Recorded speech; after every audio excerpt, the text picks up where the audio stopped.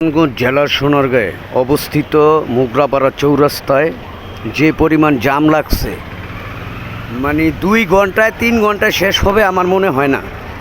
মারাত্মক জাম। দেখেন অবস্থাটা দেখাইতেছে, রাস্তাঘাট ভাঙ্গা। এটা হলো গিয়া বর্তমান নারায়ণগঞ্জ জেলার সোনারগাঁও মোগরাপাড়া থানা রোড।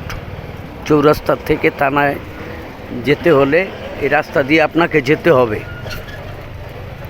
এই যে 1 ঘন্টার উপরে আমরা এই জামে বসে রয়েছি, তো বর্তমান বেহাল অবস্থায় পড়ে আছে।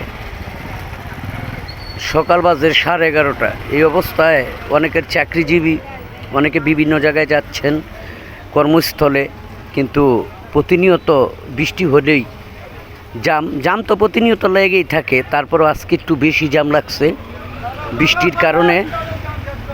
মারাত্মক জাম। একটা একটা করে গাড়ি আসতেছে, এগুলি আসলে আবার এই গাড়ি সামনে আগাইব।